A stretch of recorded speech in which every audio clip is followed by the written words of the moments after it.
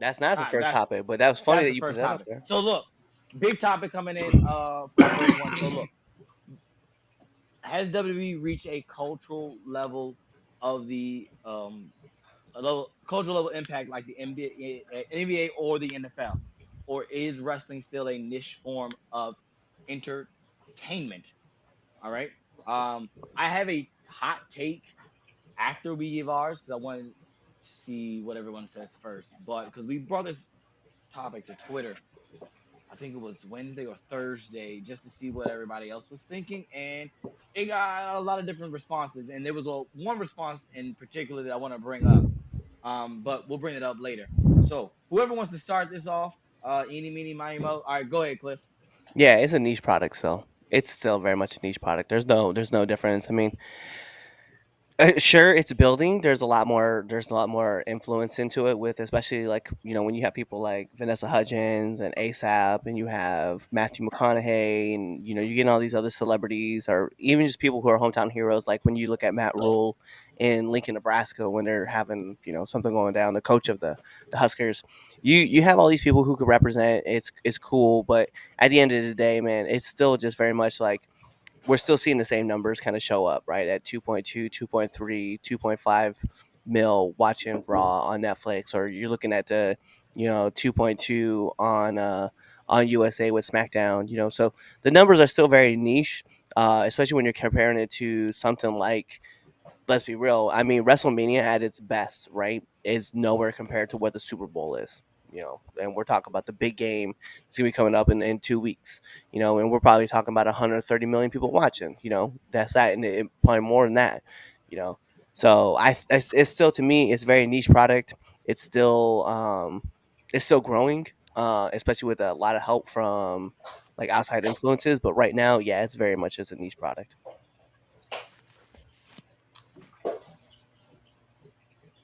It's a You, very it's a very up and down thing because, like you were saying, the numbers have been all right. relatively So, all right, who you got? Go, Damien. Well, Twitch is already Twitch was going. talking.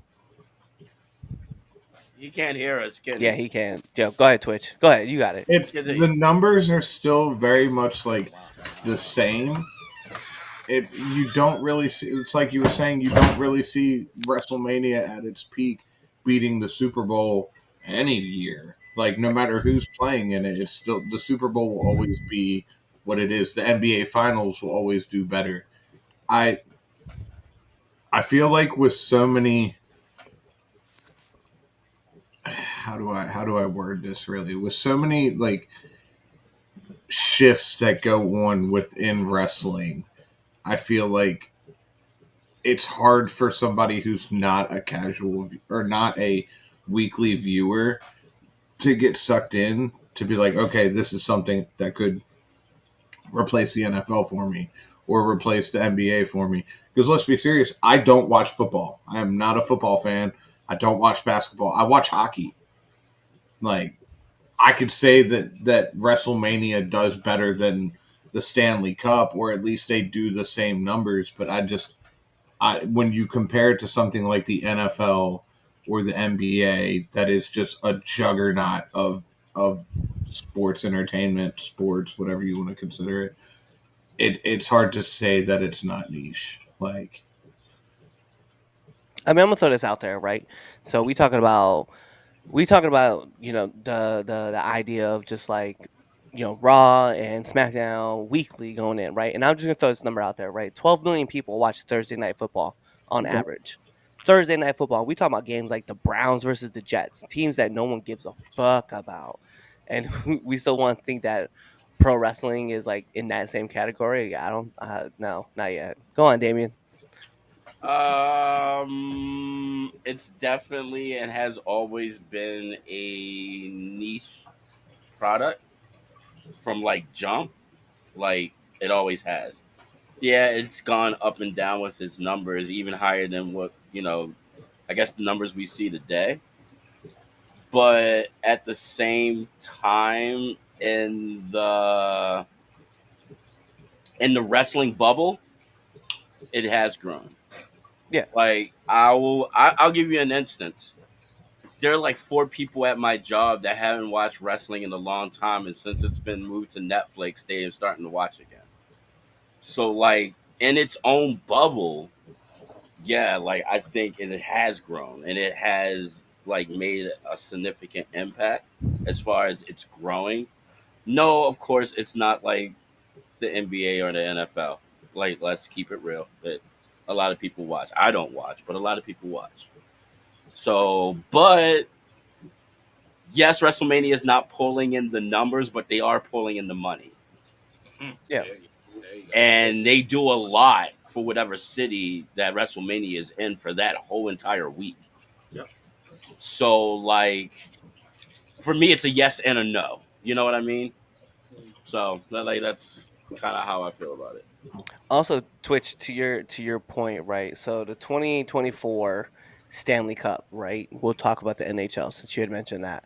Okay. Average game for the Oilers Panthers games, right?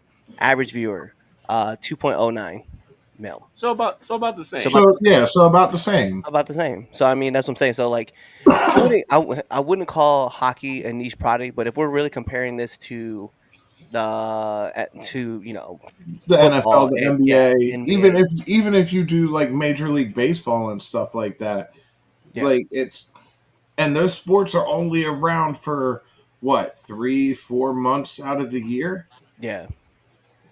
Well, it seems like baseball goes on forever. You know what I mean? Baseball, Like I think, Yeah, yeah, we don't really Yeah, what. baseball, because baseball starts literally at the tail end of the spring and lasts to top of fall. So yeah, yeah, Right. it seems like baseball is like forever, but essentially it's literally one season, like one like actual like weather season, and like the end of one and then the beginning of another. Yeah. yeah.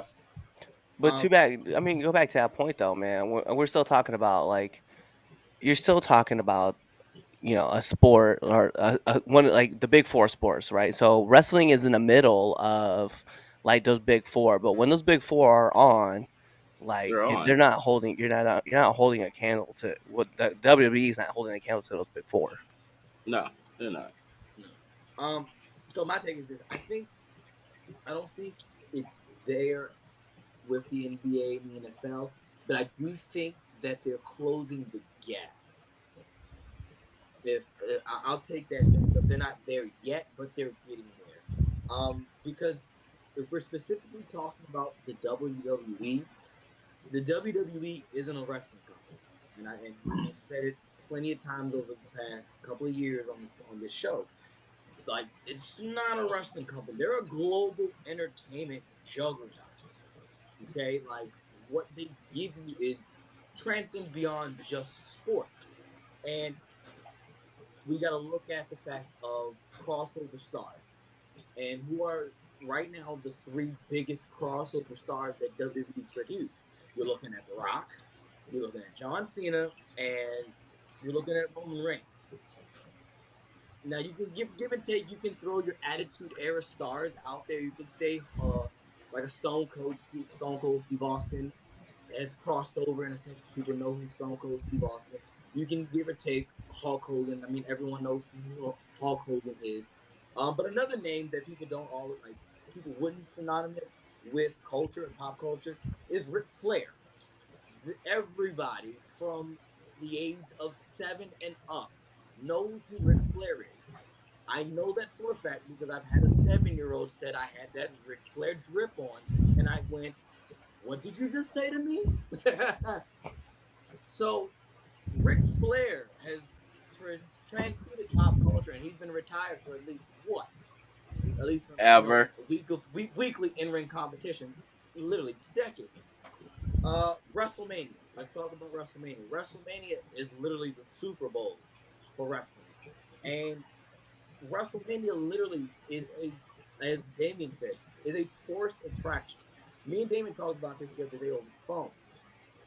Where's WrestleMania hosting their where's WrestleMania being hosted at all the time? Well, the trend is right after where the Super Bowl is being held, right?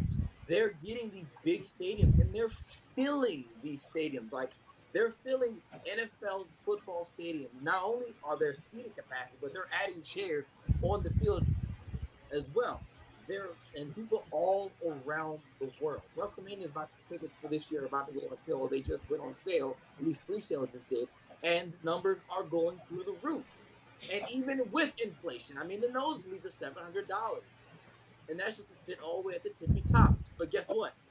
People around the world are spending the money, and they're traveling to wherever it is that WrestleMania is being held, and they're going. Like I think a lot of people on the Old Head podcast, I hate to call it the Old Head podcast, but Arn Anderson, Bruce Pritchard, and all of them, they said it. When you're going to see WrestleMania, you could give two craps about who's on the card. You're going to WrestleMania. WrestleMania in itself is a brand, and that supersedes. I mean, let's think about it. All the different stars that we saw at WrestleMania, like we saw T Pain, one of them. Not can't think of anyone else, but just the stars itself. We're talking about stars, the collaborations. WWE has a hot trend now of working with these celebrities, looking like Logan Paul, despite popular belief and how personal belief in Logan Paul. Logan Paul is a draw to the younger generation, to the streamer kids, the iPad kids. People watch wrestling and they're watching why some of these young kids they're watching because oh yeah, Logan Paul, Bad Bunny getting in the ring itself. Like Bad Bunny may not be popular to us, but hey, globally around the world, Bad Bunny is that dude. And hey, another celebrity collaboration, and not just that. Think we talked about it last week and on the watch along for Netflix. The list of celebrities. I mean, A-list people who were there on Monday Night Raw. So to say, I think it's closing the gap. It really is closing the gap because I think the WWE is playing an entirely different game than the NBA and the NFL. WWE already has the work. They have the international audience. Does the NFL have that audience yet? No. The NFL is on their way there. They're trying. They're getting games in London, games outside of the United States. The NBA sort of kind of has that. They have teams outside of the United States, and the Olympics does that. The Olympics helps that as well. And so does FIBA and all that. But WWE's playing the international game. They're already having shows in Saudi Arabia, which is probably the new hotbed for tourist attractions and like in prime time events in the world. Saudi Arabia. WWE's been doing that for a decade now. All right, they got shows in Puerto Rico, shows in France, and we've seen how big and how rowdy those shows get. So the international crowd already knows WWE. So to be honest, a cultural impact. No, they're not there as far as the level of the NBA and NFL, but they're closing the gap. They're closing the gap. And I mean, how many times over the past 20 years in the NBA or even, but yeah, the NFL, because this is a lot of times you see it in the NFL, have you seen this? How many times? Let's keep it a buck. And the funny thing is this the guy that you know who's synonymous with this didn't invent it. Cena did not invent this, but it's synonymous with him. How many times, Cliff, you watch football regularly? Twitch, you watch football regularly. How many times over the past 15? Well, you watch it enough to see the fact that you've seen somebody go celebrate and go, you can't see me. The Eagles player that just did the pedigree after the There you go. touchdown. Boom. Yeah. Boom. Yeah. So I mean, okay. So to go back, I mean, yeah, sure, wrestling has had an influence into other aspects of it, but those guys, I'm going to say the majority of those guys are not talking about pro wrestling. They're not out here talking about pro wrestling. They're not having those conversations. But people are talking about the Super Bowl. People are talking about the NFL. People are talking about the NBA. People talk like legitimately. We go to ESPN. We don't see a show that's about pro wrestling. ESPN doesn't have a show about pro wrestling, right? Well, We don't have a this is the closest thing that we're getting to first takes of pro wrestling. Like, let's keep it a buck 50. So to say that we're cracking into that wrestling is cracking into mainstream, it's not fair because like what is going on is that wrestling is cracking it well, and not wrestling per se, but let's go with WWE because regardless of how you feel, whether you want to say it's a wrestling show or not is irrelevant. It's people know it's a wrestling show, and when you see it cracking into hip hop community or you see it cracking into, the sports world or you see it cracking into TV shows, like people were talking. wasn't it there's other podcasts where other people are just not familiar with, and thank goodness for people like Kathy Kelly who are just presentable to, like, to the female audience. They get to see, and people are like, damn, I didn't know that this was all there in wrestling. And then you see people start to follow Roman Reigns, and you see people following John Cena. But it's like wrestling is always going to have like its core base fans, right? That 18 to 40 demographic. And what it's going to end up happening is that hopefully we can start seeing it grow within the community, and then more people are going to start watching it, and then people outside the community are going to, I think, partnerships, and you see people like Vanessa Hudgenson like showing up almost weekly or monthly at the shows on Raw, just like enjoying herself, having a blast. Or you know what was it, Kat Dennings, right? She was out here talking about wrestling at one time, and then the internet community was like, come watch wrestling with me at my place, you fucking weirdos. Right. The that whole thing, like, that was all crazy and stuff. But like, you see people start to poke and prod with it. With the one thing that I'm gonna go off and say, right, it's still very much a niche product because we have fucking gatekeepers who won't let people enjoy what they're watching. That And I is think that's true. ultimately gonna be the problem. I mean, the WWE itself, right? And I was just looking up these numbers, right? We're talking about viewerships for the Super Bowl in the US alone, right? The Super Bowl, we're averaging like 41 million people watching that, right? And you're not seeing that at WrestleMania on TV. I just could be a buck 50 with y'all, you know. And while they're reaching out to international audiences, and you brought up the NBA is still playing games in China. They're playing games in Japan. Yeah. They're playing games in Australia. They're playing games in Africa. So the global game is starting to expand because of, let's be real, like the Dream Team kind of helped put that shit on the map. But that's not the point I'm getting at. The point I'm getting at is that while WWE has been doing this longer than what the NFL has been doing, the NBA has been doing this for a hot minute, and they've been growing the game crazy fast. So It, I just think at the end of the day, though, that like wrestling still is a niche product. Like, it's not and it's niche in the U.S. Let me do that. It's niche in the U.S. because other places like Japan, and when you go through Europe and stuff. I mean, shit. We just were talking about the was it the UGW over in Africa, right? yeah. Like, it's growing. Yeah, sure, it's growing, but it's just at the point where in the United States alone, it's very much a niche show. Like, people look down on pro wrestling because they're like, well, it's not real, so I don't need to like be watching it all that much. They're not really hitting each other with chairs. It's always shown in such a negative publicity anytime you really see it. And I think that's what really, I don't want to say that's the main thing that affects the viewership, but I think it's a big part of the issue with like trying to break in to get new people to watch this product. Like, because let's be serious, everybody in the world heard about the Vince McMahon scandal and everything that went on with that. How many people do you honestly think that turned away from wanting to be like, hey, let me go check out wrestling as something new to watch? Like, So I want to bring up the tweet that I said that one of our viewers put out. Um, there it is. So is it? Can you see the tweet, people? Yep, yep, yeah, Yep. yep. All right. So look, there's the tweet. Look at those numbers. So for those who are going to be listening to us on the Oh, podcast, I'm yeah, just going to read it yeah. to you, right? This is coming from Chris Kazama, right? Shout outs. Niche Entertainment. 17 million watch a bad NFL teams play every week. 5 million watch primetime NBA games. 100 million watch for the Super Bowl. 13 million watch for NBA Finals. Those are the numbers, and their shows have to attain to shed this niche blanket. So those are the numbers that the WWE or just wrestling in general has to shed just to be considered not niche anymore. Especially when we look at other TV shows that have like the little cult followings. I mean, Home Improvement, right, is a show that was out in the '90s, yeah. and people still watch that show religiously, bro. And we're talking about end over end, and all the episodes, all the TV. And I picked that show randomly because I guess I just got done watching Shifting Gears on ABC. Shout outs to the free plug. Uh, but I'm just, it's one of those things where it's like, hey, you've got to be able to shut off that aura that, hey, it's only for these people. No, you're right. All because right.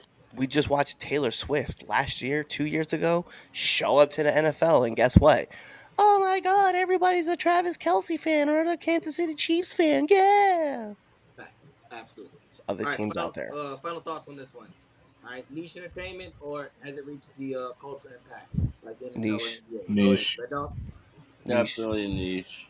I'll Niche. say this. I'll say this. I'll say this. Niche entertainment with cultural impact, though, because like you did bring up a good point about we did see last week the Eagles player hitting the The pedigree. pedigree. We've seen tons of people do the "You Can't See Me." We've Yeah. seen people do the Ric Flairs, right? I mean, there's college The campuses where they'll be Migos. like, yo, The Migos made a whole song called "Ric Flair Drip" it's not with even Ric just Flair that, in the man. video.